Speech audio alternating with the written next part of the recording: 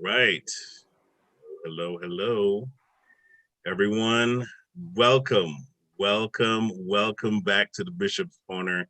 Tonight is an awesome night to be on the program. My name is Philip Reed. I'm the producer for the Bishop's Corner, and I am glad to see everyone who is watching on Facebook and YouTube. Yeehaw! You have joined. Great program tonight, and we're glad to have you. We have our author and speaker, Tana Session, and she's going to be joining our panel tonight. We're very excited to have her. And at this time, I'm going to turn it over to our host, none other than the Honorable Bishop Dr. Herbert Stock. Thank you very much, Phil. I really appreciate that. Well, welcome back, everyone, to the Bishop's Corner. My name is Bishop Dr. Herbert N. Scott, the Chief Prelate of the Liberty Hall Cathedral of Praise, right here in good old Brooklyn. Well, tonight, my friends, is a very special night. Oh, yes. We have the guest tonight, author of the book Working While Black, a woman's guide to stop being the best kept secret. We welcome tonight Dr. Tana Session to the program, a renowned author and speaker on the subject of race and cultural diversity in the workplace. Welcome, Dr. Tana Session. We just want to thank God for your presence, young lady. It's indeed an honor to have you coming all the way from the West Coast. God bless you richly. God bless you richly. Question, Dr. Session, please just tell us a little about yourself. Sure. Well, first and foremost, thank you so much for having me here on the Bishop's Corner. It's truly an honor. And I'm looking forward to this evening and spending time with you and all of your guests here today on your multiple platforms. So again, thanks for having me. So yes, I'm Dr. Tana M. Session. I'm an organizational strategist, international speaker, and best-selling author. And first and foremost, I like to let people know I'm a wife and a mother. So before all the accolades and everything else that happens in my life, those are my two most important jobs. And sometimes I do pretty good and sometimes I don't, depending on the day. But I have over 30 years of human resources experience. I've been in the diversity and inclusion industry or field, if you will, since 2007. And I spent 30 of those years as the top HR executive for different organizations. And luckily for me, 6 years ago, I was able to create my own path and become an entrepreneur. And now I do HR consulting for different public companies, as well as government agencies and private industries, where I'm going in and helping them with their HR through the lens of diversity and inclusion. Dr. Sessions, certainly it's a pleasure to have you here this evening on the Bishop's Corner. Well, guess what? We're here to talk about your book. Oh yes, Working While Black, a woman's guide to stop being the best kept secret. Dr. Session, what really inspired you to write on this particular subject? Well, a couple of things, really. I had someone that really pushed me in this direction. So I've written books before. This is my fourth book, but I never wrote one that was as transparent and authentic as this one. So I had a colleague or friend, Dr. Lois Frankel, and she wrote the New York Times bestseller, Nice Girls Don't Get the Corner Office. And I was sitting on her board of her nonprofit, and she said, Tana, you know, I have a lot of Black women that come when I do speaking engagements about my books, and they oftentimes are asking me for advice on how to handle certain situations. And a lot of these I've never faced before because first and foremost, I'm not a Black woman. And she said, based on your background and your experience, especially the fact that you've been, you know, the head of HR for different organizations, I can only imagine that you probably have a story to tell that can help address some of those issues that they've come to me with. And so she challenged me to write it. And I actually took people on a journey of my experience in corporate America, especially as I got into the leadership roles where I was the only Black woman. I was the only one who looked like me, sometimes the only woman sitting around the table. And it wasn't always a friendly experience. It wasn't what I thought it would be when I got there. You know, as they say, it's very lonely at the top. And so I shared some of my experiences through that book. And then I was able to connect with other women to have them share theirs. So different industries, different phenomenal Black women in all different aspects of their career, all at the top of their game. But what I found out was that we all experience a lot of the same issues.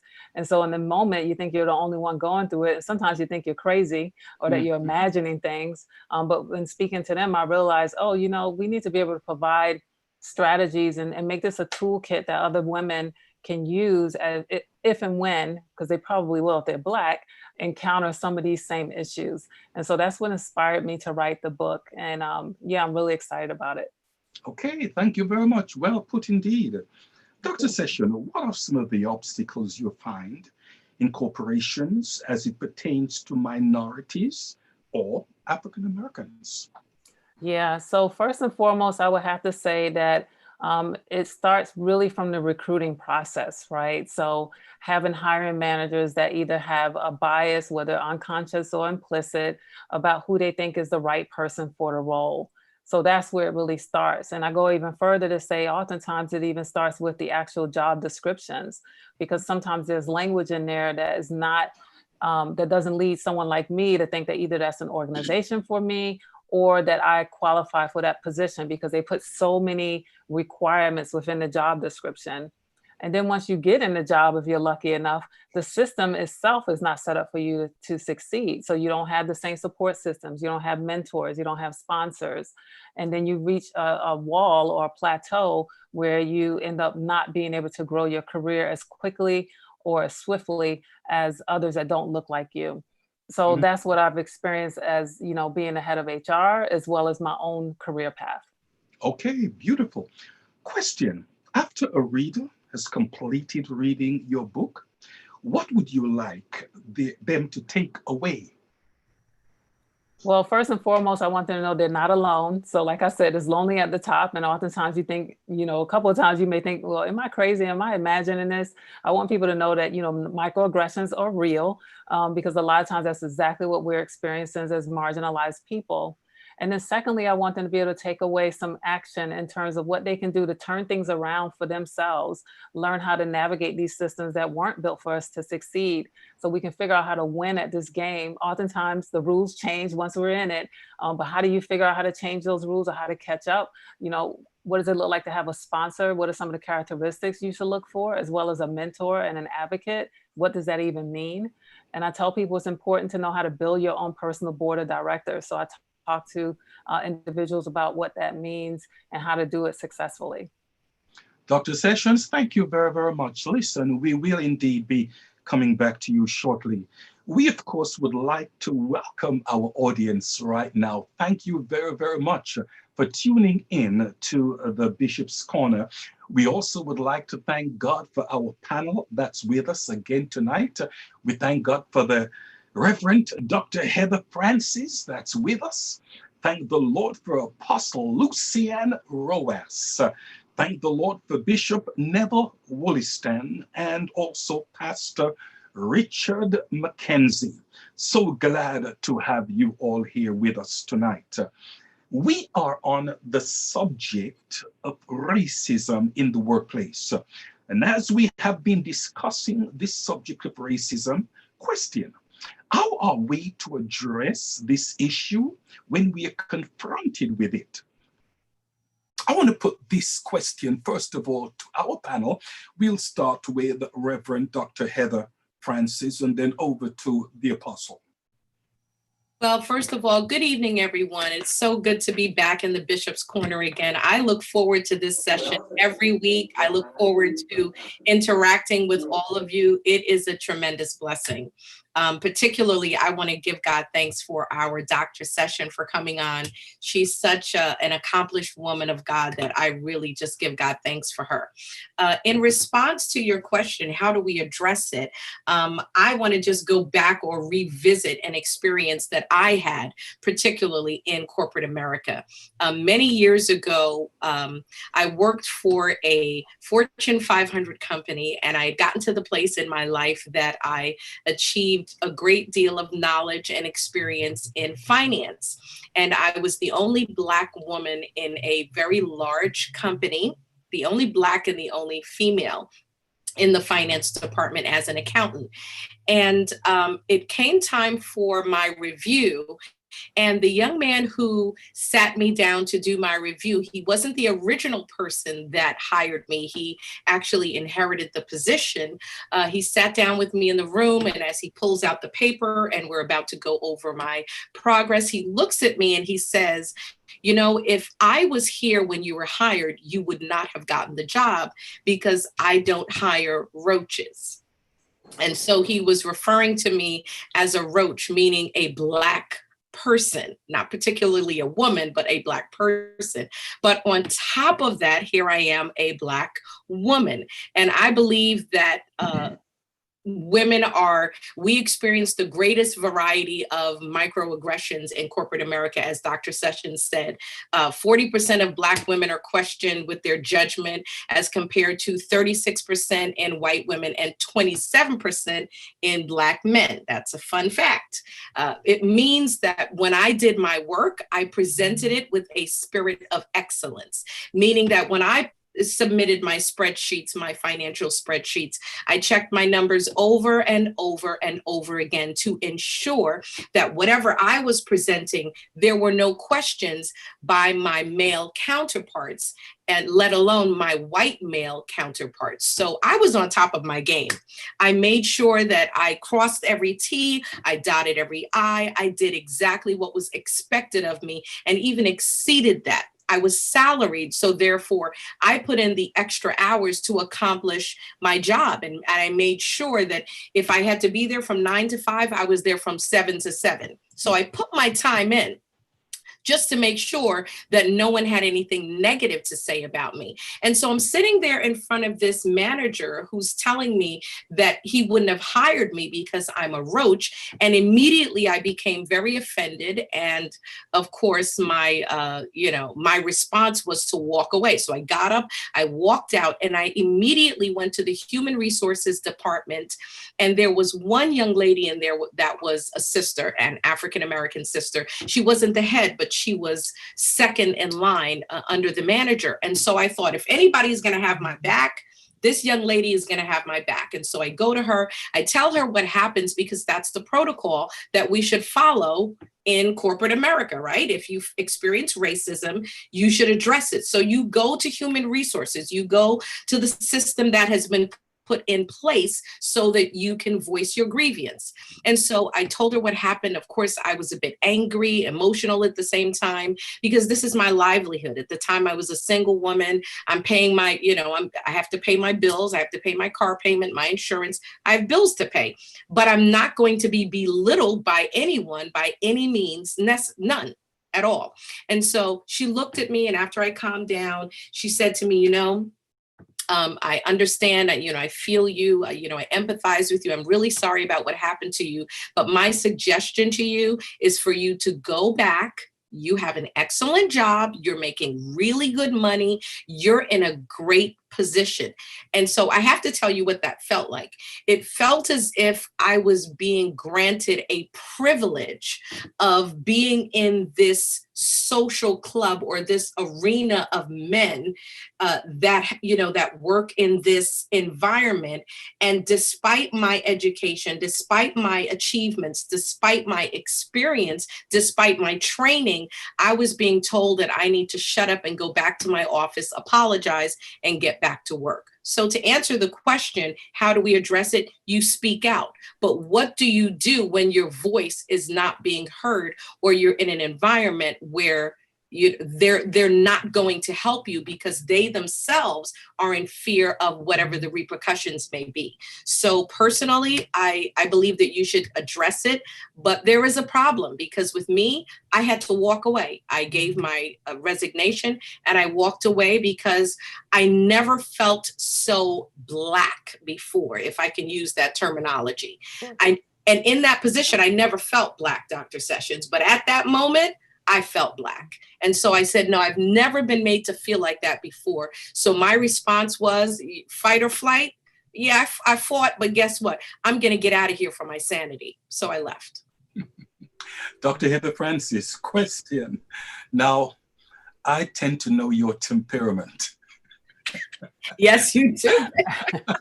How did you feel when someone called you a cockroach? Can I be honest, guys? Be honest. Be honest. I was pissed off. I was angry. I'm gonna keep it real. I was not thinking about Jesus. Okay. I was very, very upset. And literally I even got payback. I'm going to be honest with you, Bishop. If it was now, I would not have done it, but you have to think back. I mean, this is back when I was like maybe, I don't know, 23, 24, around that age. And of course, that's, more than 25 years ago. So of course I wouldn't do it now. But you know what I did? I was actually so angry about it that I sat and thought about retaliation. I wouldn't do that now, guys, I don't recommend it, but I was I'm gonna be honest. Listen, we wanna be real on this show. We wanna be real. So Bishop, you know me, I was really angry and I had acquired, what do you call it? The little, guys, help me. What is that? The little stick that you put in the drive. Yeah, thumb drive. Yeah, the thumb drive. So I was responsible for doing the bank reconciliations for 124 stores. At the time, I had 122 complete and I had 2 more. And I was responsible for coming up with the policies and the procedures and how to actually go about doing it for the loss and prevention department. And so it had never been done before of the history of the company. No one actually came out with a manual on how to do it. So they asked me to do it. So from the first day I started, I was there for about 7 years and I was there for a long time. And so I did it. I started there when I was young and I worked my way up and, I was really proud of what I had achieved. And for this man to look at me, beautiful black me, and tell me I'm a roach. What? I said, you know what? When I was done, Bishop, with that thumb drive and my complete manual, it was over 100 and something pages. I had it all on the thumb drive. And the day I was leaving, the entire company, over 2,000 people, gave me a going away party. And he was the only person that did not come. And it was maybe 50 people were Black out of the entire 2,000 people. And he made sure he left a note on my desk that said, please make sure that you leave the thumb drive. I said, okay, no problem. And when I was ready to leave, Bishop, I took my briefcase, I took my papers, and I took my thumb drive. And that was my payback because I was angry. And that was my way of getting back. So I was upset, Bishop. I'm not even going to lie. Listen, we thank God that at that time the rapture did not come.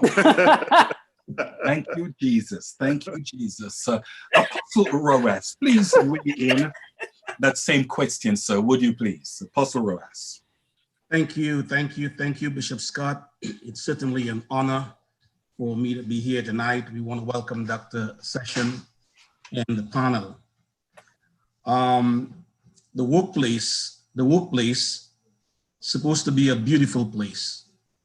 Some people, Bishop, would rather, we like to get paid for what we work, but some people would rather get less money and be in a place where they enjoy the workplace or where they love what they do.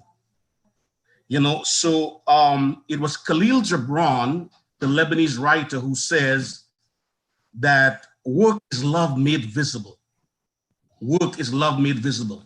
And so when a man goes to work, you want to be respected, you want to be honored. You don't want your manhood to be challenged. Richard Branson, I think he's the CEO of Virgin Atlantic. He says, train people well enough so they can leave. Treat them well enough that they don't want to. I love work. Work is in the Bible. But working in a place that you're not treated based on performance, but on preference. And so in America, it's a problem. What's the population of Blacks in America? 14%, about 40 million. And there are only 3 Black CEOs of Fortune 500. In the history, there were 2 women, none at present. And I'm not just here to give you a bunch of statistics. In the NFL, for example, there are 70% of the players are Black.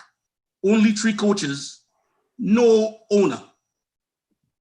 The NBA, there's about 80% colored. One principal owner, you know who it is, Michael Jordan, the Charlotte Bobcats. So now it's not just the days of Jim Crow where there was white only bathroom, but it seemed like there was only white only corporate America. It is said that of all the CEOs in the Fortune 500, 91% are white male. Isn't that something? So we face these things, and we got to speak about it. We got to bring awareness. I had one personal experience in the workplace, and I was so stressed out. I heard Bishop Wollaston once says that you want to leave, but you think about you the breadwinner and bringing home the bacon to the family, and you got mouths to feed, so to speak, and you just can't leave. So sometimes work can be stressful where you are treated less than.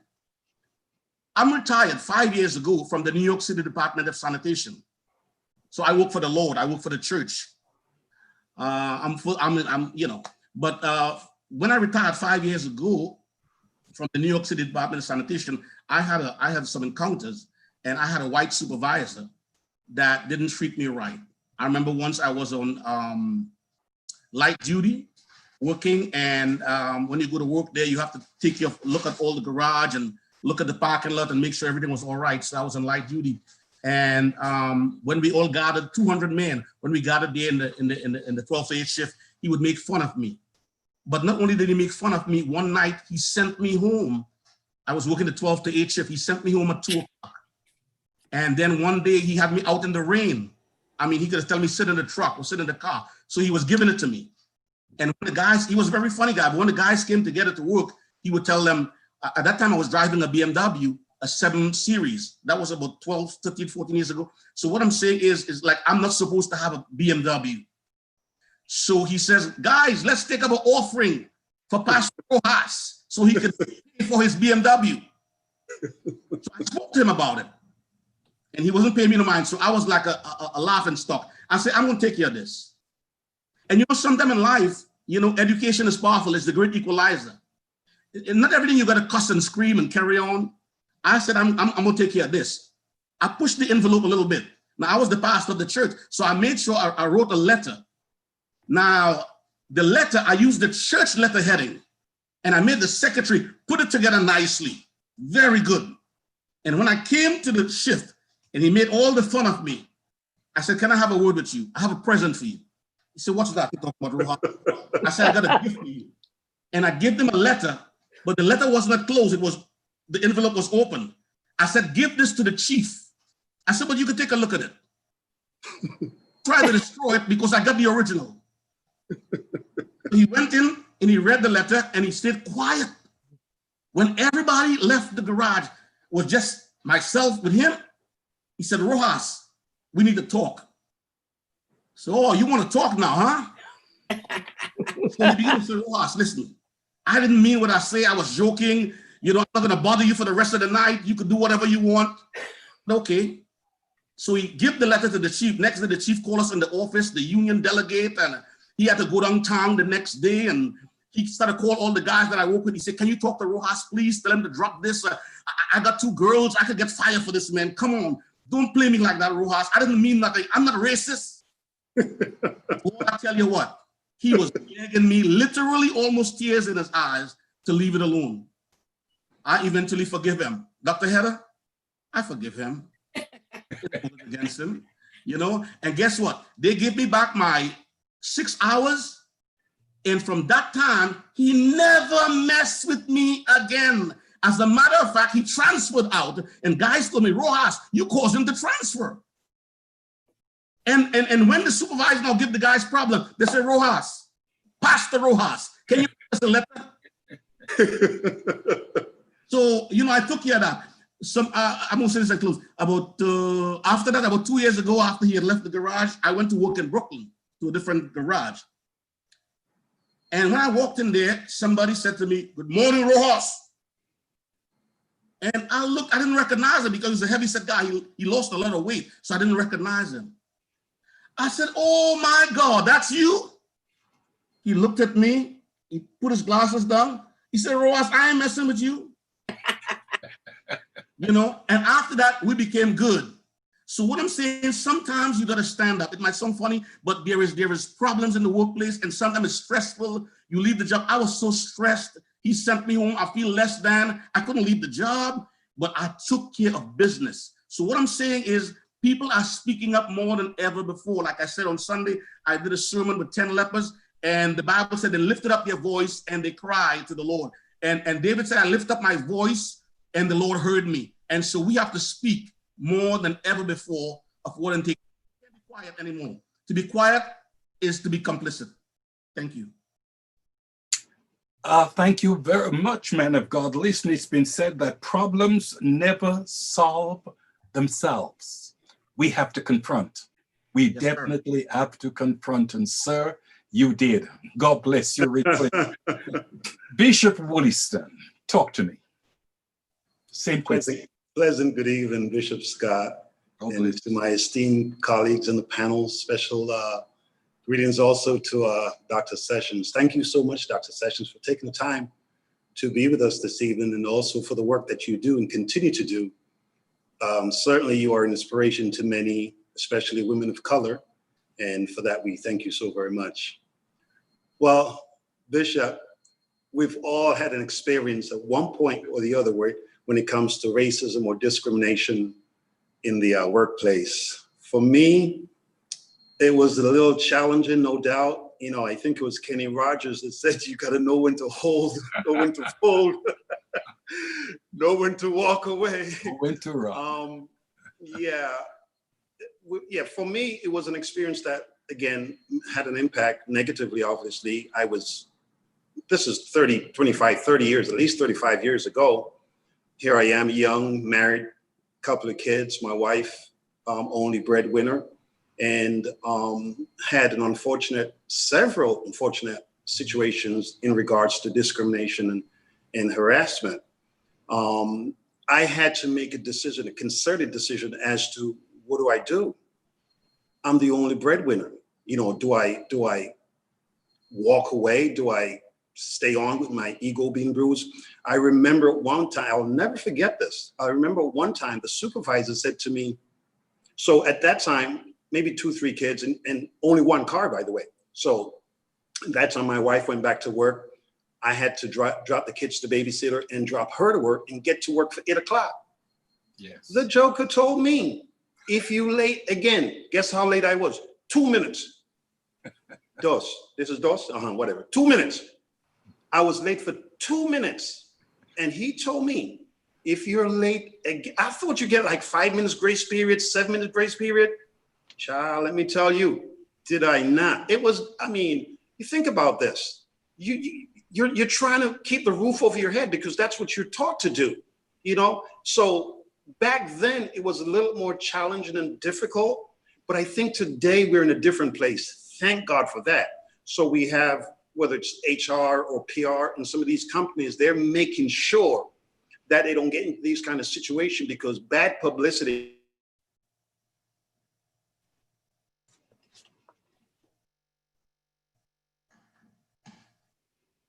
Freeze up. We lost you, doctor. Bishop froze. Further my education. Oh, there we go. I had to make sure, you know what?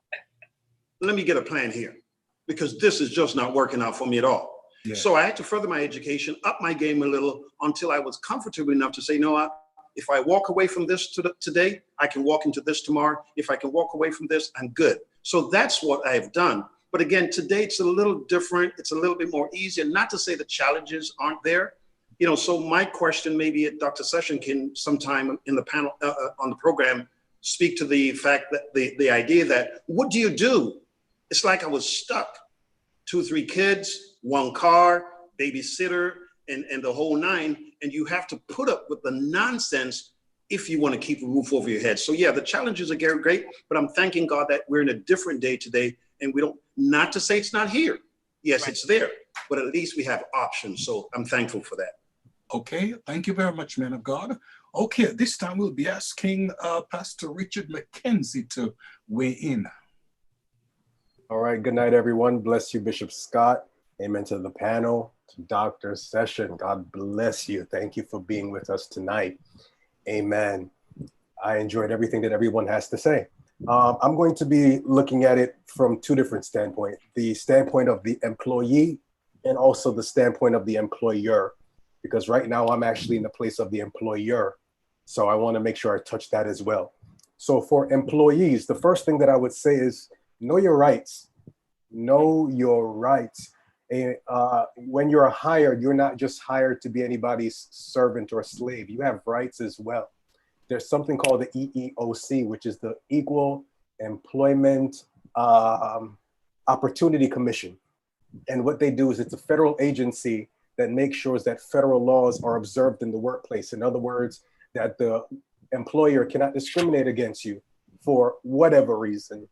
And not only that, but they also protect you that if you are supposed to go and complain or make a complaint, I should say, that the employer cannot retaliate against you, because that's one of the biggest issues that employees face. You know, the fear of, the fear of retaliation. It's the truth. And especially as Bishop Wollaston was just saying, you know, if you're not financially secure and you know that you have children, you have rent, you have all these things, the first thing that you think about is, if I lose this job, what's going to happen to me?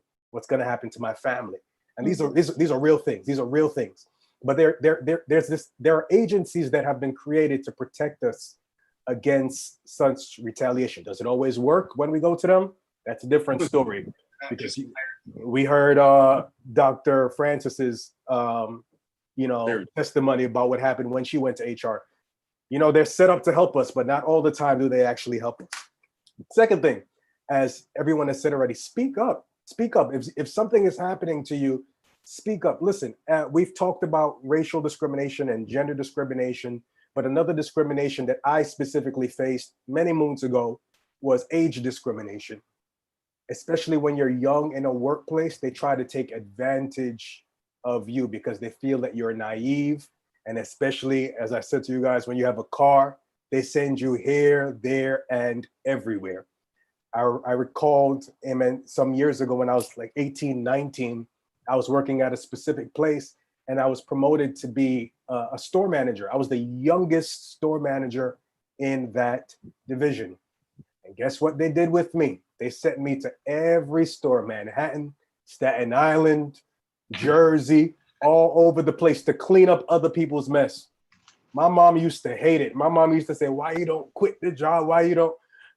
But you know, you're young, you have a sense of pride. You don't want to, you don't want your parents to think that you can't handle yourself. I know they're listening right now and I know I'm going to hear it, but you don't want them, amen, to think that you can't handle yourself. So I went with it. And what happened was, the more time I spent in everybody else's store is the less time that I got to spend in my store. And then my store started to go under. And then all of a sudden it was time for DM visits. And I had to spend 48 hours consecutively in the store, facing and making sure that everything was right for the visit. Why? Because I was naive and I was young and I had bills to pay. So I did not want to speak up and they took advantage of me. So it is important, listen, especially in 2020, you have a voice, speak up. Something going on, speak up about it. Next thing, contact HR. Sorry, Dr. Francis, but we should still contact HR. Even if it might not work out in our favor, we should make sure that we contact HR. And if some of you have unions, contact your union, speak to your union representative and tell them what's going on, but speak up. Now, as an employer, because right now my title is corporate manager of a dermatology practice right here in the New York City area. We're in every borough. As employers, we have to do our part as well. We've been talking about continue the conversation. It's in the workplace as well. If I'm a Black manager, I believe that it is my duty when I meet up with my colleagues, because we always have these dinners, these free dinners that we go to smooze one another. Listen, we have to bring up the conversation, especially right now it's a hot topic, bring up the conversation. Not only that, training. There should be anti-racism training in the workplace. I just had to endure sexual harassment training a couple of months ago, where I had to learn that there's more than the two genders that I learned when I was a baby, which was male and female. I just had to learn a whole different definition of genders that I didn't even know existed So now, Yeah. when I started it, I said, all right, genders, male and female. They started to say a whole bunch of stuff. My eyes was like this. The same way, the same way that they can teach us these things, the same way that they could train us, amen, to be racially sensitive in the workplace. And not only that, as employers, I think it's important that we also cultivate diversity. If you're putting teams together, don't just put all the Jamaicans together or all the Black people together or all the white people together. Come on, try to intermingle people so that they can get to know each other, that they can work together, because that helps to break up all the stereotypes. Because let's be honest, we all have these little stereotypes that we have in our heads about other races. And once we get to know each other, those stereotypes will start to diminish. So that's what I have to say on that topic. Thank you, man of God. I want to put a question to Dr. Session and to the panel as well. Okay, and the question is this, and this is just piggybacking off the back of Pastor Mackenzie. What steps can we take to eliminate racism from the workplace? What steps can we take to eliminate racism from the workplace? Who's Well, Dr. Session, please, go ahead. that's a good question. Who's we, right? we? Well, I think first and foremost, education is key, right? Because, much like Pastor Mackenzie said, all of managers, all leadership should be trained on what is unconscious and implicit bias, what is microaggressions, how do stereotypes impact hiring decisions, promotional decisions. So once that level and that foundational education is taking place, much like the harassment training that companies have to do or managers and employees have to do every year or every 2 years, depending on your state, I do agree with him that this should be part of that mandatory training. So that's a lot of the work that I'm doing with my clients, is having them embedded into their annual training compliance. So that way it's continually reinforced, and eventually, just like sexual harassment, we know new genders are here and we have to recognize that, but we also know, what does harassment look like? Even if I'm a bystander and I see it, I know I can report it. Well, there's also bystander bias, right? So if you see something or hear something happening, you should know that you can report it or you can step up and address it. So the education is going to be key from the leadership, the top of the leadership, all the way down to the frontline employees. And, I've talked to my son about this. He's 24. He was out there protesting here in LA. And I said, I may not see the work that I've done and what you guys are doing right now in terms of changing the dynamic of the conversation in the workplace in my generation. I hope I do. But if you think back to the civil rights leaders, we just lost John Lewis and, C.T. What's his name? Villiam, right? I can't remember his last name. But, they got to see a Black president, but the problems are still here, right? So there's still work to be done. So I think it's going to take time. Hopefully we'll see it in the next generation, Gen Y, the millennials. And if not, then maybe even Gen Z, because that generation is the most culturally and socially and ethically diverse group to enter the workforce. And they have zero tolerance for the stuff that we tolerate and that our parents and grandparents tolerated. So I think that they're bringing a new voice to the table. That's going to start the conversation, is going to continue, and they're going to call things out, whether it's right there in the workplace or on social media. This whole cancel culture is being driven by them and the actions that they're taking right now. So they know the power of their voice. They see the impact of it pretty quickly. And you see a lot of companies have come up and apologized and addressed their issues. And, it's because this generation is forcing, pushing the envelope. So I think that's what's going to help with eliminating racism in the workplace. Now, we're going to have certain institutions, whether it's government agencies, because like I said, I do some work with them. They're going to be slower on the path, right? So they're going to be a little slower to drag along. But again, as this new workforce comes in, they're going to be forced to change.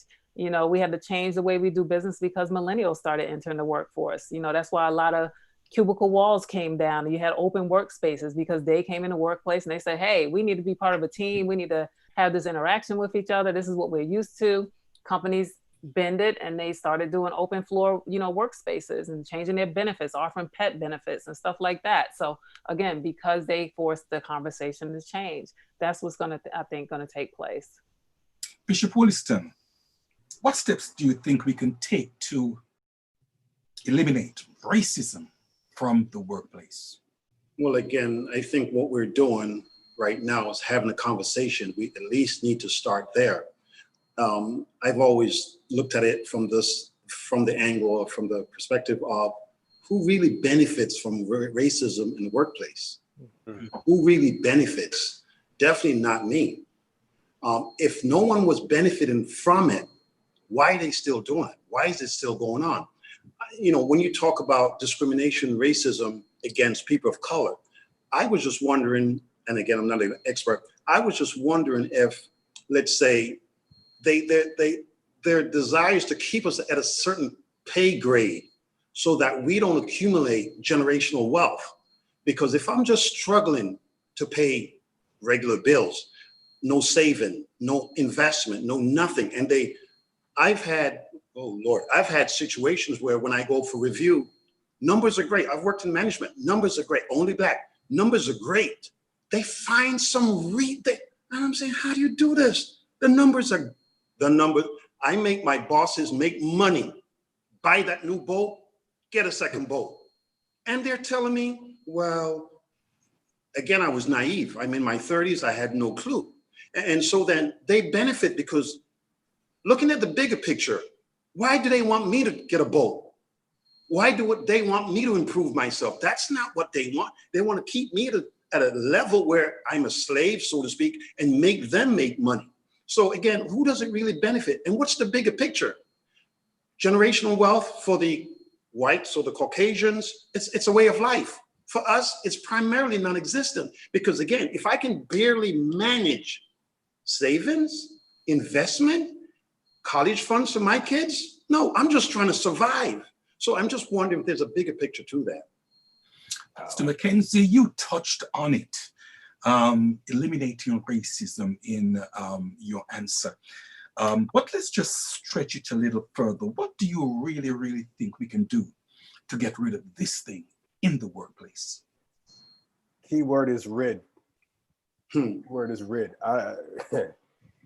Lord have mercy. I think we've been having this conversation for about 400 years now, probably more. I don't know if we can get rid of it, Bishop, but what we can do is do our best, is what we've been saying, continue the conversation, spread the awareness, educate ourselves, educate others, and see what can be done. I mean, as Dr. Sessions said, we may not see it in our lifetime. I mean, I know Bishop Austin's gonna get me for this one. I might be a little younger than some of you. Amen. But I still don't know if I will see it in my lifetime. But we have to encourage our children to speak up, to do what they're doing, because if you can just touch one person, that person can touch another person, that person can touch another person.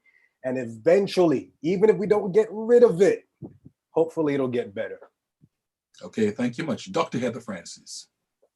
Well, honestly, Bishop, racism is a global issue, as we know. It's been going on for so many years, and the problem is many times it's being ignored. But the problem is staying silent. If you experience it, say something. If, make your voice heard, because people are listening and they will respond. How are they responding? Well, we're hearing about it. We heard about it from Dr. Session and also Pastor McKenzie. There are new things that are being implemented in the workplace that does make a difference. Also, we need to understand that our voice does matter.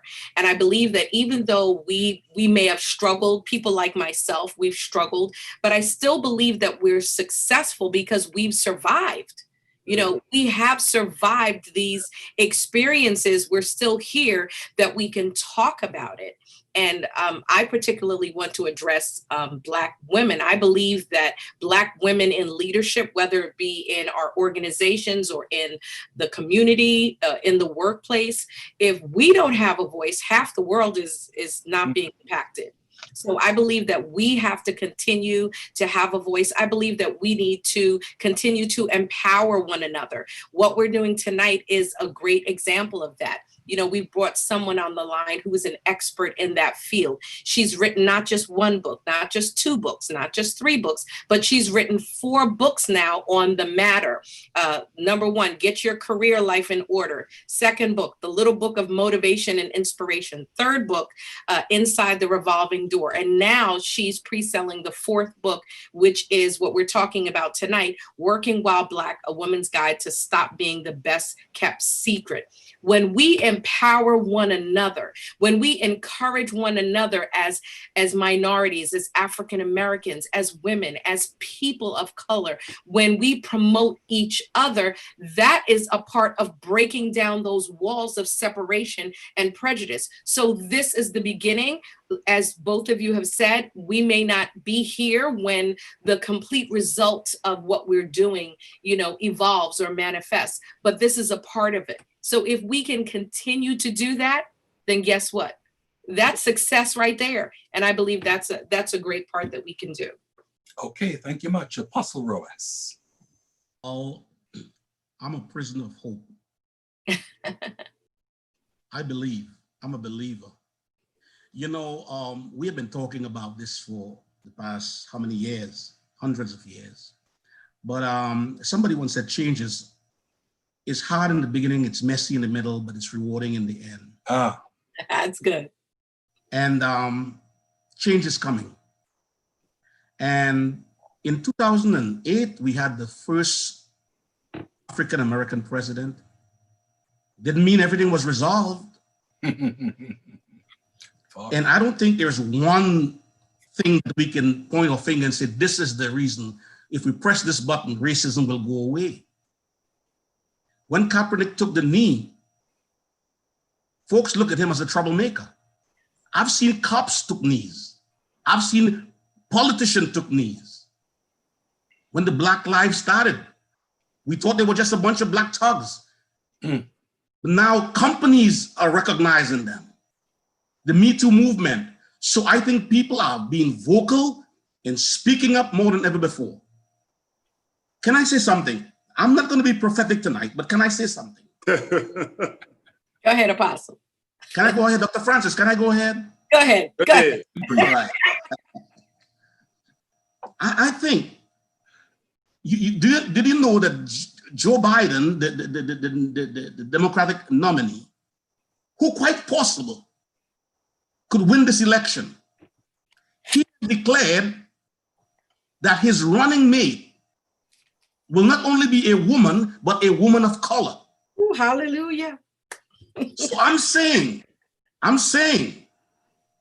what about he become, on the 21st of January, he's sworn in, a vice president as a woman of color. And Joe Biden in 2024 will be in his early 80s. Let's say he don't run again. The incumbent can be a woman of color.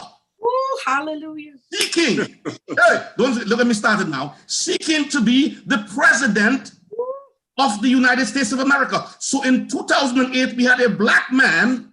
Yes. Quite possible in 2024, we could have a woman of color in the White House. Prophesy. Well, listen, we black people built the White House, so there's nothing wrong with us. Time to change it. Time to change that name. The White House. I'll change the name. Now, one of the things I would like to say and say candidly is this, that black people did not create the problem of racism in the workplace. So please don't expect us to resolve it alone, seeing that we did not create it.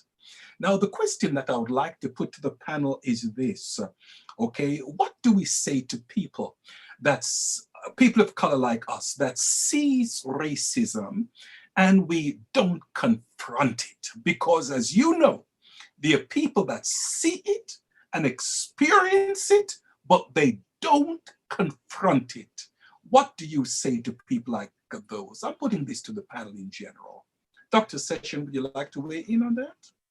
Yeah, I think someone said it earlier, silence equals acceptance or agreement, right? So you're complicit, so you can, and I saw someone ask a question if racism is just a black or white thing. It's not. It can even be within the races, Thank because we you. have stereotypes about our own people, right? Mhm. We have colorism, we have hair issues, we got everything going on. So I think if you're a person of color and you see someone else who's marginalized that may not even be from your same ethnicity or your same gender, and you don't speak up, then you're just as guilty and complicit as the person who did it or who said it. So I think we all have a responsibility. I tell people, people talk about white privilege, but I tell my clients, we all have privilege at different moments and times in our lives. And we all have power at different moments and times in our lives. I have privilege as a woman sometimes. I have privilege as a Black woman sometimes. I have privilege as a light-skinned Black woman sometimes. So I have to honor that when I see or hear someone saying something that is affecting another marginalized person. That's my time to be an ally. So everyone's talking about this branded word ally, and I tell them ally is a noun. It's a verb, not a noun. It takes action. So you have to be willing to put yourself out there. Like John Lewis said, he wasn't scared of dying because he knew he had to put his body out there to fight the good fight.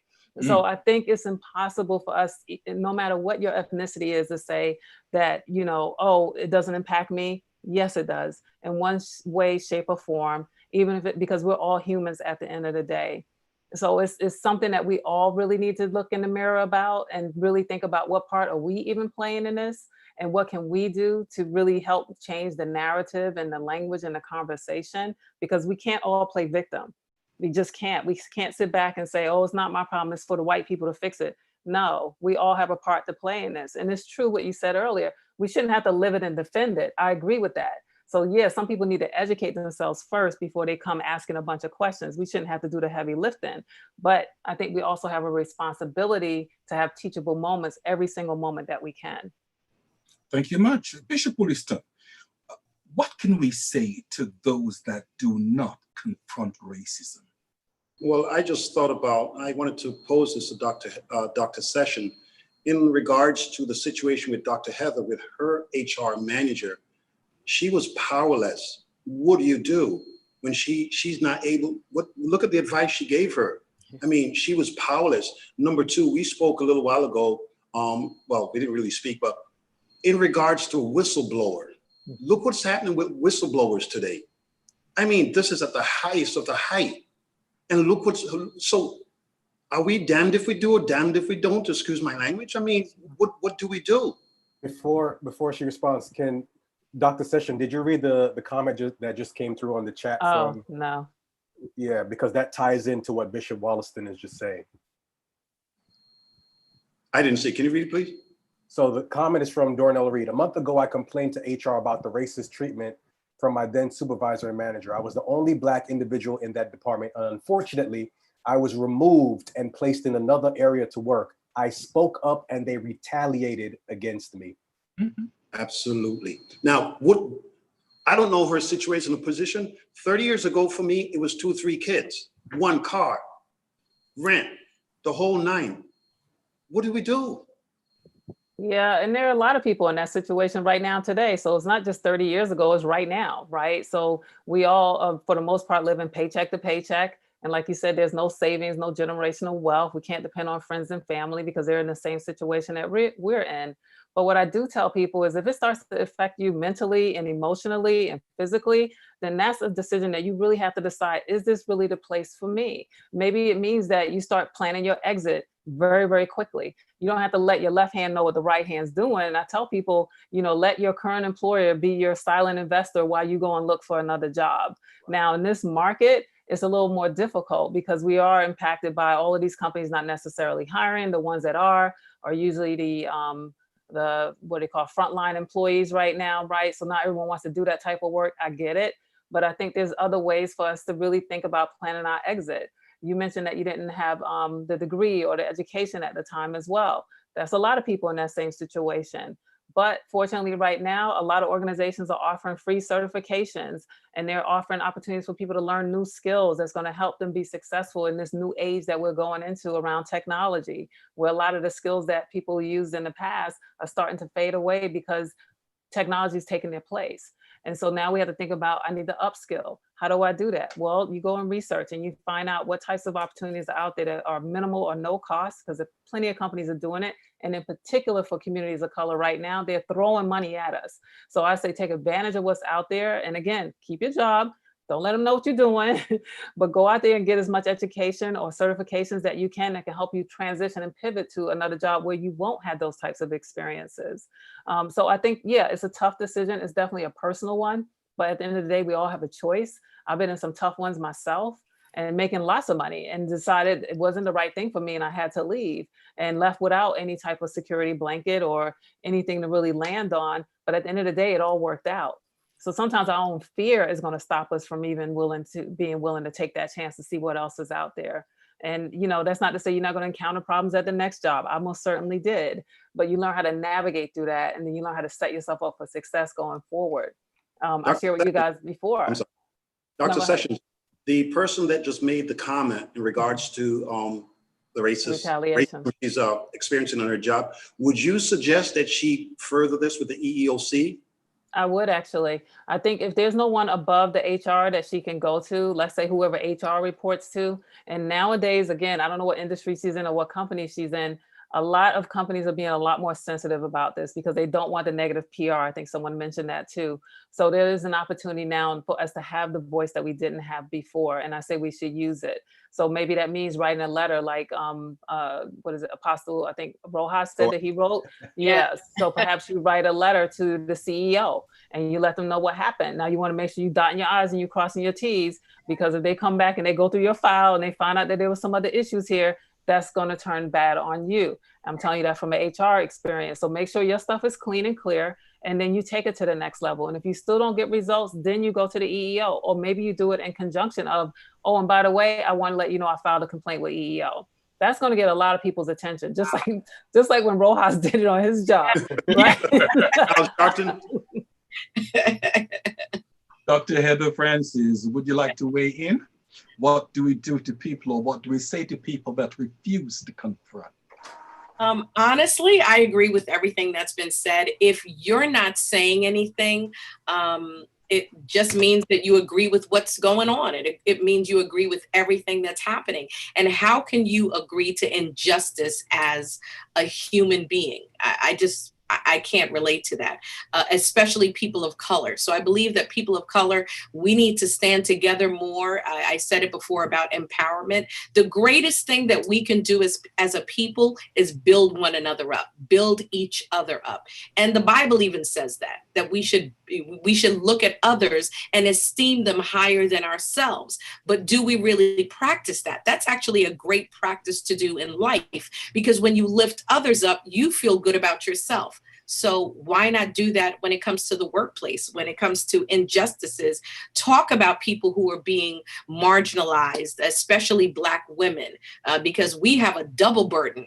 We're marginalized based on our gender, based on our race and ethnicity. So it's like we get a double whammy when it comes to being marginalized in the workplace. And unfortunately, it has a domino effect.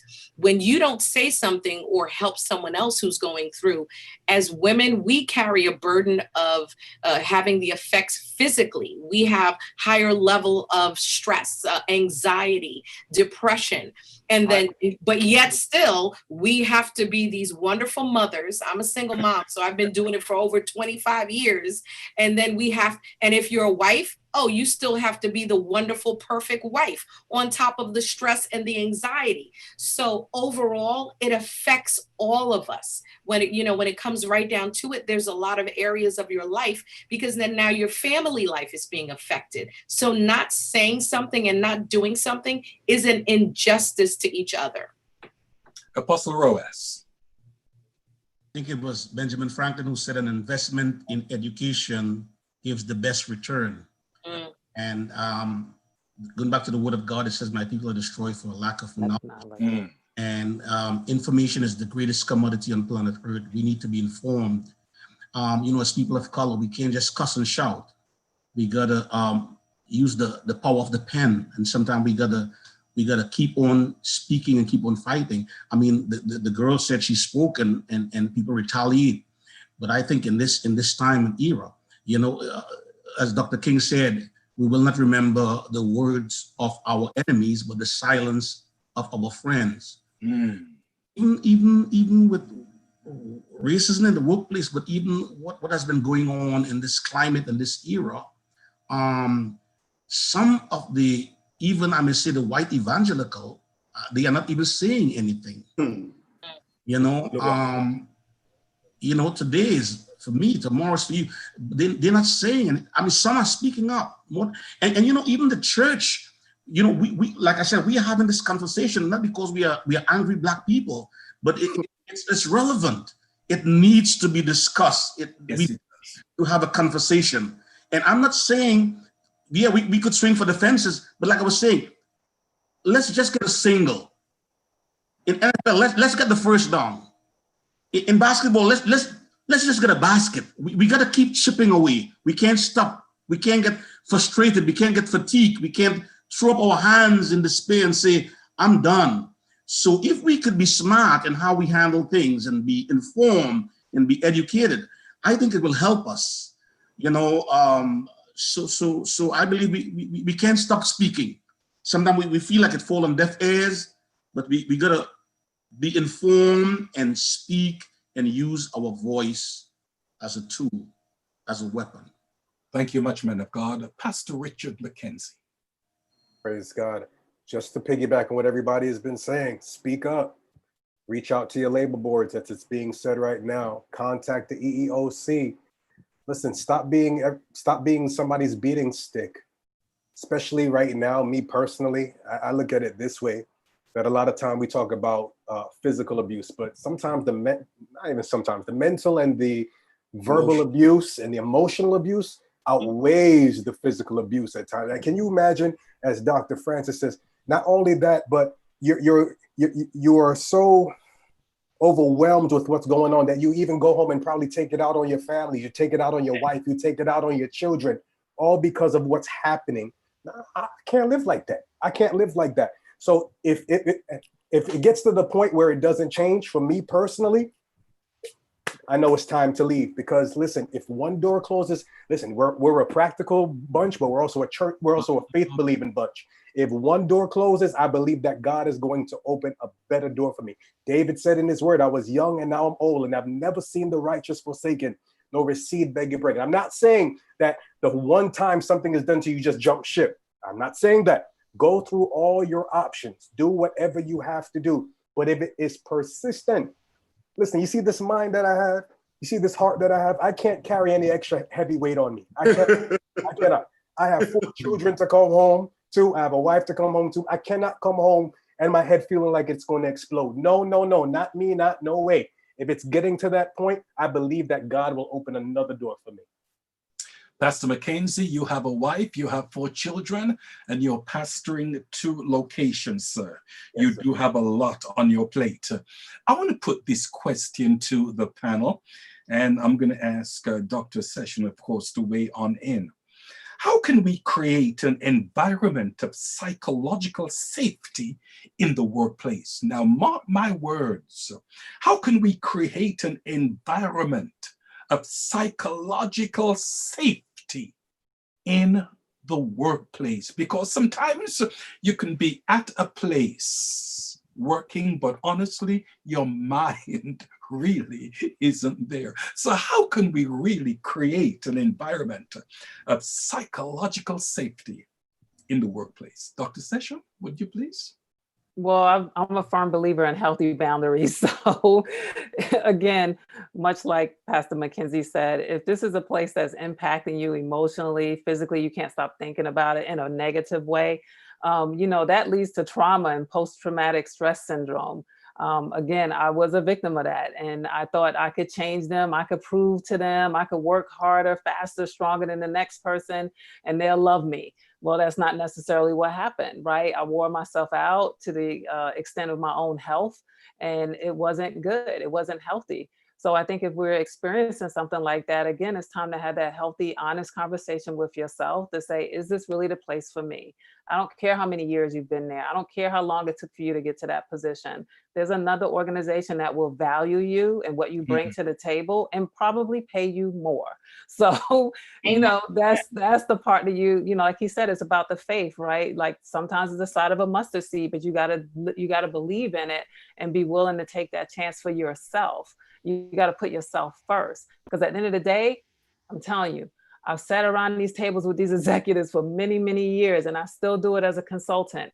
And at the bottom of the day, what matters to them is the mighty dollar, So yes, you may think they love you and they all know your name.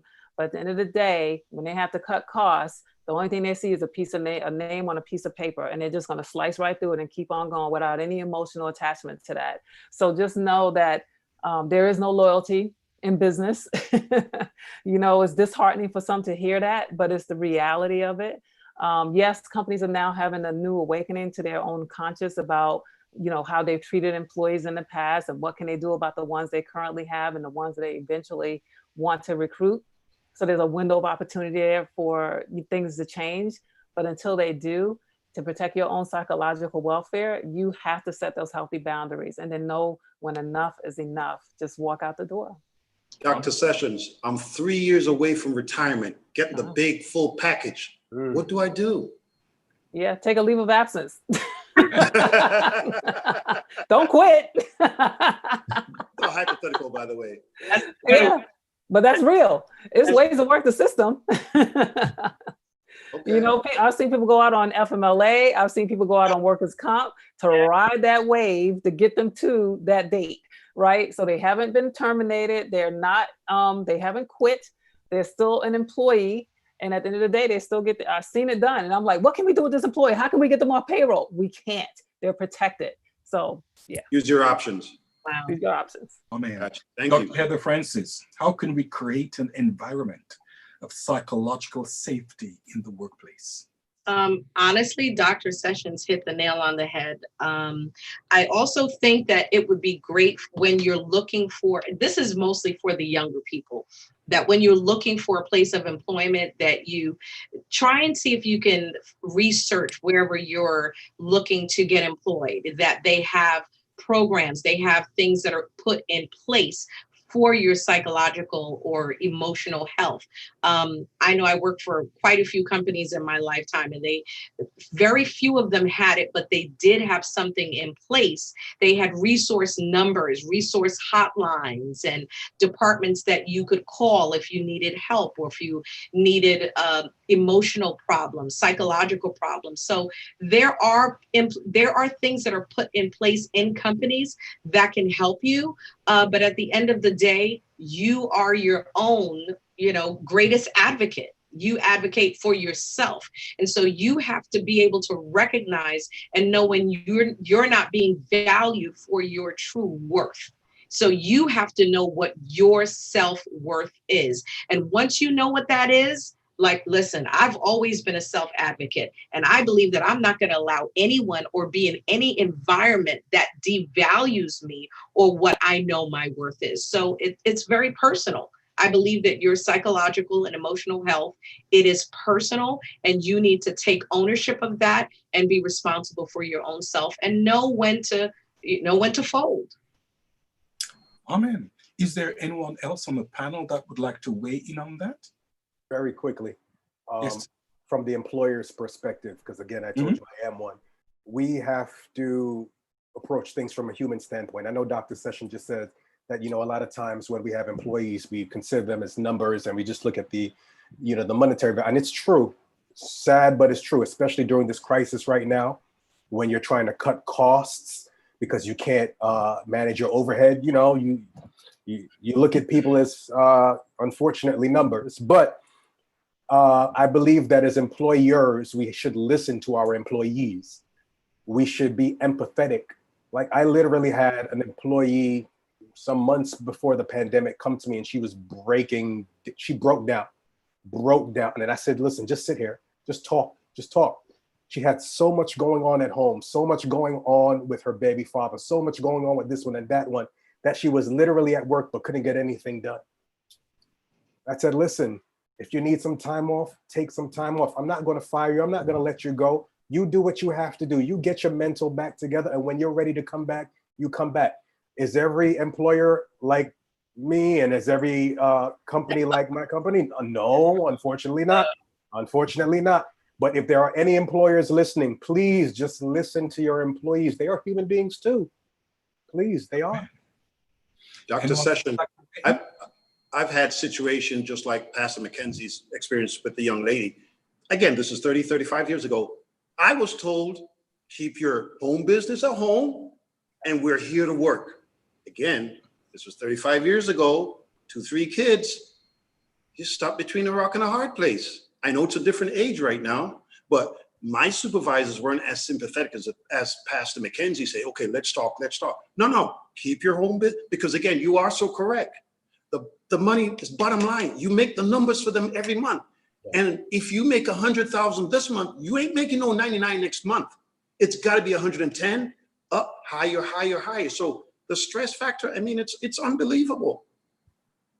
Yeah, and you're right about that was one of the things that, especially being head of HR, that I would sit across the table and tell people. So I was guilty, but things have changed. You're right. Things have changed, right? And in particular now over the last 4 months, I've talked to many organizations and, been a keynote on different events where the message is that the workplace invaded our home now, right? We didn't invite work to our house. We didn't say, come on in and follow me 24/7, be here 7 days a week because of this pandemic, right? So a lot of people are working remotely. So that has really humanized the workplace in ways that it never has before, where now managers are much more empathetic. They're much more flexible because they realize that, these people got a lot going on at home. They're starting to get a peek into it. I mean, you guys are getting a peek into my home right now, right? My husband's in the other room making noise. I had to tell him to close the door. Those types of things are happening all the time around the world. So a lot of the information that's coming out now is when and if we do go back to the workplace, it's gonna be different because we've met each other in ways we never have before. We had these barriers up about who we were when we walked through those doors from 8 to 6 or 9 to 5 or 10 to whatever. And now we come back to the workplace, that doesn't go away. You still know like what kind of pets I have, what my roommates look like, my spouse, my kids, what they act like when they're on camera. And now we have a different type of relationship.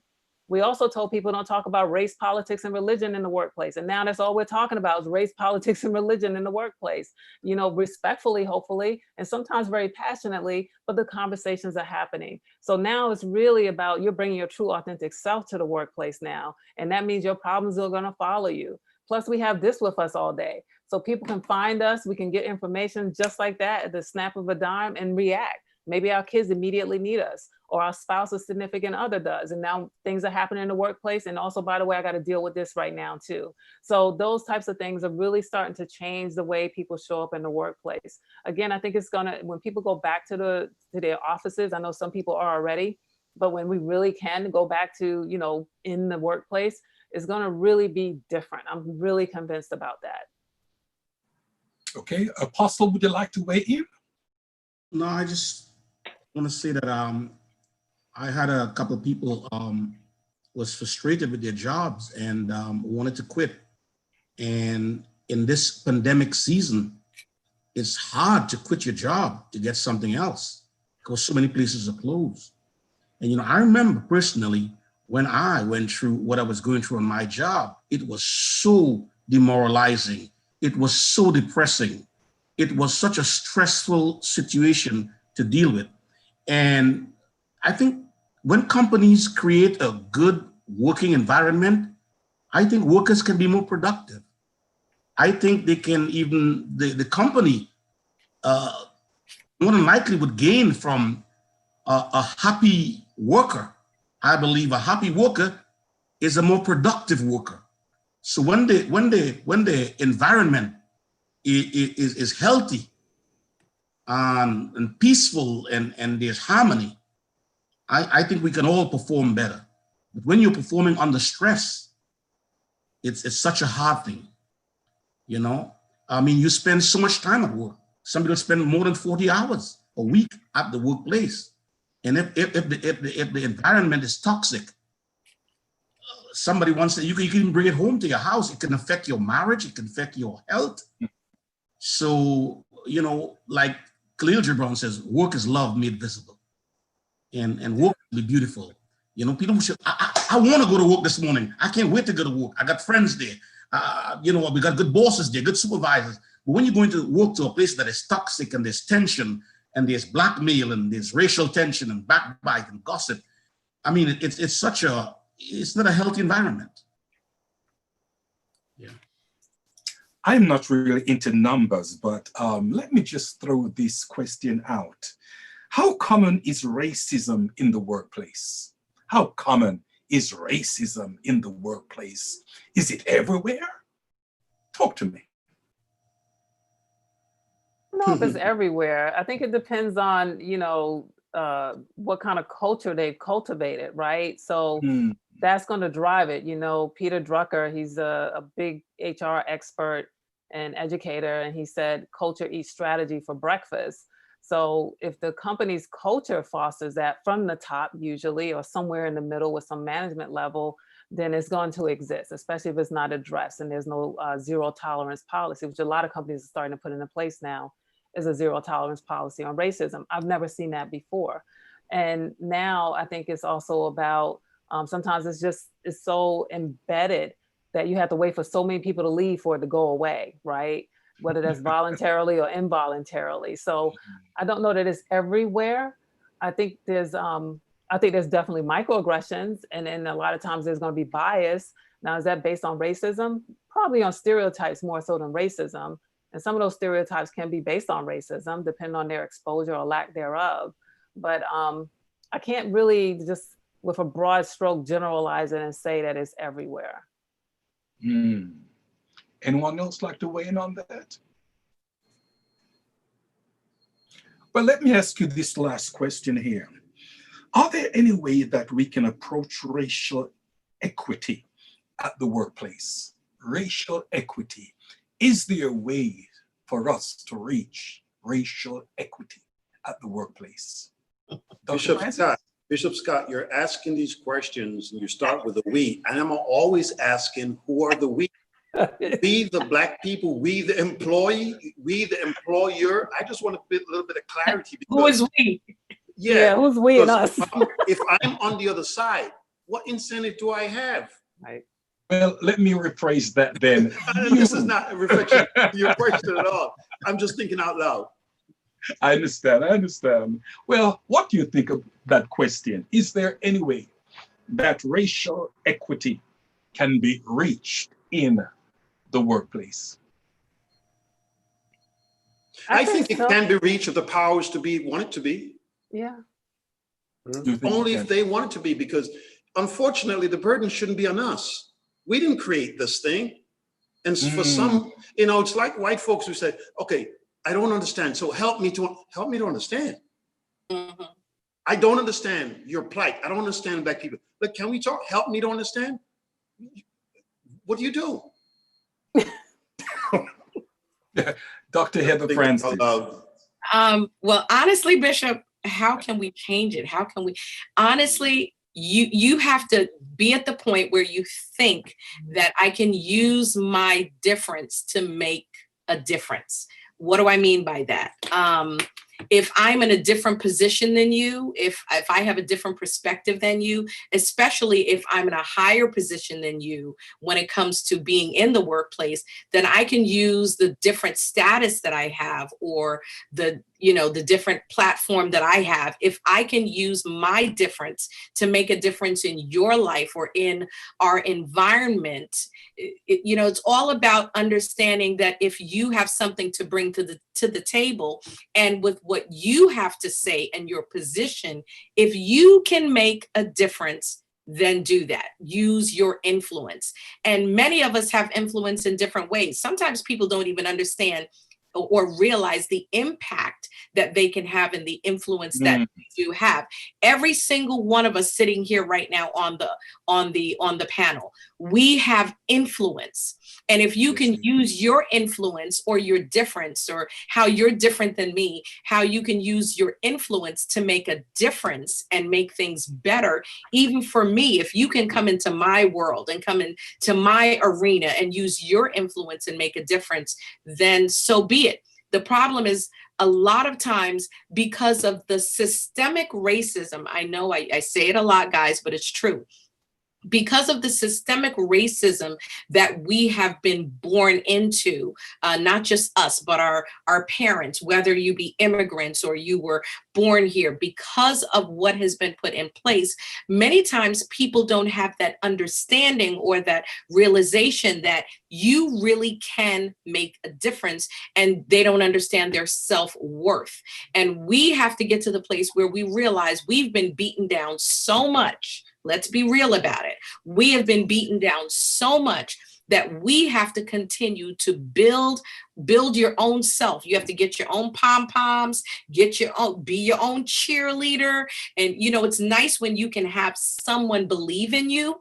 I think it's wonderful when people have support systems, or a husband or a wife, you know, someone who can be that helpmate and be that co-cheerleader. But what if you're like me and you got me, myself, and I, and thank God I got the Father, the Son, and the Holy Ghost. You have to know who you are and be confident in who God has created you to be, and understand that your voice can make a difference. And so I have to realize that I can use my difference to make a difference. And if we can all understand that concept and that belief system, we can all, you know, be party to it and help. Dr. Heather. Yes. Dr. Heather. Yes. I barely made it from Mexico, Guatemala, wherever. I just got here. Listen, I got this little job. It's a janitor position.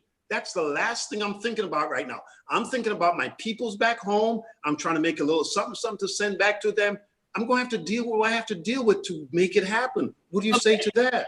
Bishop, you are preaching to the choir. You're preaching to a woman who came from absolutely nothing. When my ex-husband left me, I had zero, zilch, nada, nothing. And I worked from having nothing, absolutely nothing, needing to find people to help me. I literally would reach out. This is where communities come in. And I know that a lot of people don't understand that the advantage to being a part of a church is great. Oh, yes. Yes. If you are not in a church, find you a church, honey. Because I was calling up church folks saying, listen, I have to go to work for 12 to 14 hours. I have a great opportunity to work my way up in this company, but I need someone to help me watch my children. I had strangers. Of course, you have to screen them. You have to know them. Use that wonderful gift of discernment. And yes, I struggled. There were times when me and my kids, I will never again eat another Vienna sausage in my life from the dollar store. Hello, somebody. But now I can go to the store and buy Red Lobster. I can go buy my own lobsters and eat them, cook them, and even go to the country where they're making the lobsters and breeding them. Hello, somebody. Hallelujah. Don't you bet so. So my way up, it was not easy. It was not easy, Bishop, but I did it. It's not impossible. What I'm saying is, when you have drive and you have ambition, and when you have a desire to have a better life and to get out of the little one room that I was in, and I was struggling, you know what got me out of that little place? Starving. Wow. Being hungry. I was hungry. I was poor. I felt destitute. There were times when I was hungry. I had no food to eat. And I said, this is not going to be my portion. This is not going to be the rest of my life. I'm getting out of this room. I'm getting out of this limitation, because this can't be all God has for me. There's got to be a better life. And I busted my butt. Yes, I struggled. I had to pinch pennies, eat from the dollar store. But guess what? I'm not eating from the dollar store no more. Thank you, Lord. Amen. Hallelujah. Dr. Francis, whatever you've been drinking, give me some. Give me some. Don't tell us it's Starbucks. Listen, is there anyone, time is going, is there anyone else would like to weigh in? I'll weigh in on it if you don't Okay, mind. go ahead, woman of God. Thank you much. So will there be racial equality? I have to think back to the last 10 years of work I've done in diversity and inclusion on gender equality. And that's been the focus really for D&I for almost 10 years now.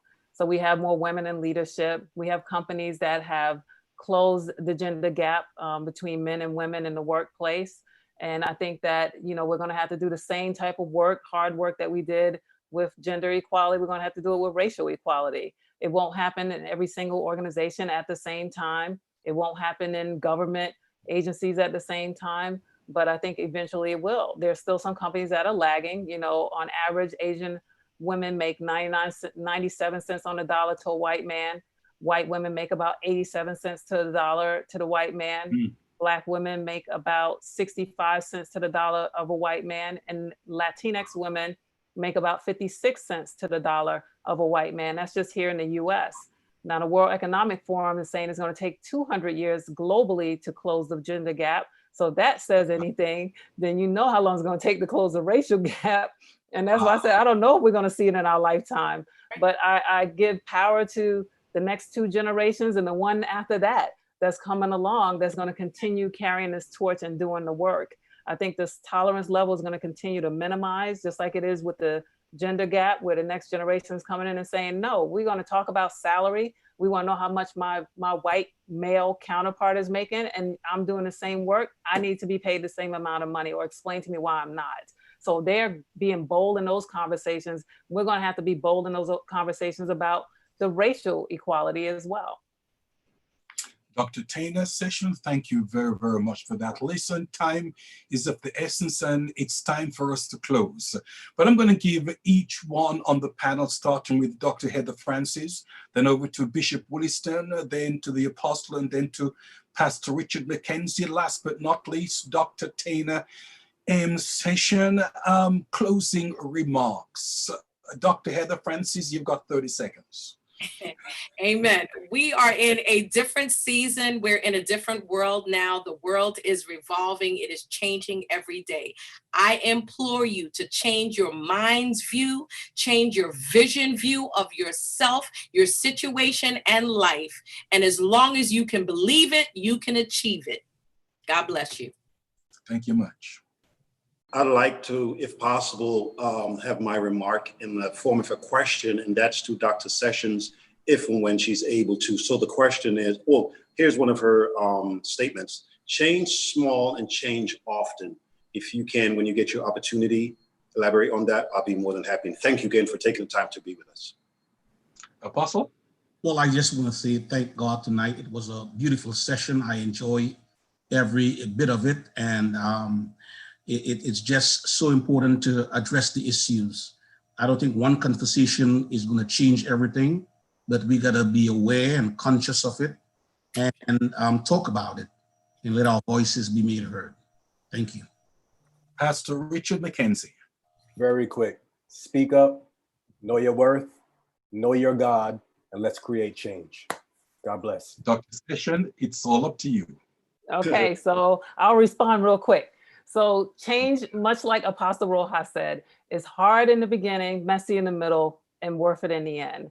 And it takes little bite size. Sometimes you got to take baby steps to see the change. We have to constantly evolve, because what got you there won't keep you there. And that's one of the things that I tell my clients and people are looking for new jobs or new promotions, is that, yeah, you did a great job up to now. Now it's time to really stretch yourself to the next level. So that's where change often and change.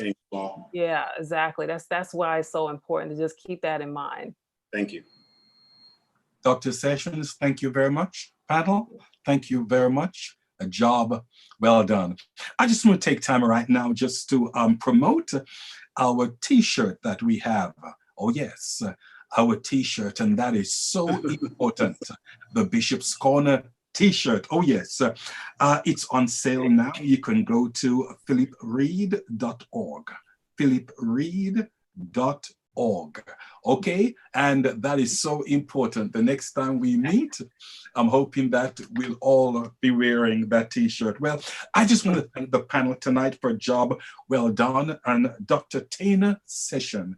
We just want to say thank you very, very much for coming on tonight and being such a blessing. Now, I know you can't hear this, but can we just put our hands together for her and give God a great God bless you for her presence tonight.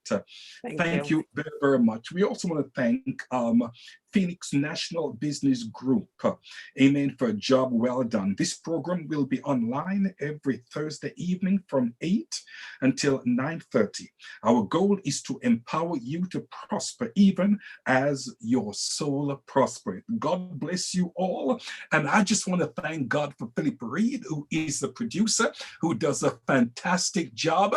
He is worth his weight in gold. Come on, put your hands together for Master Philip Reed. We thank God for him.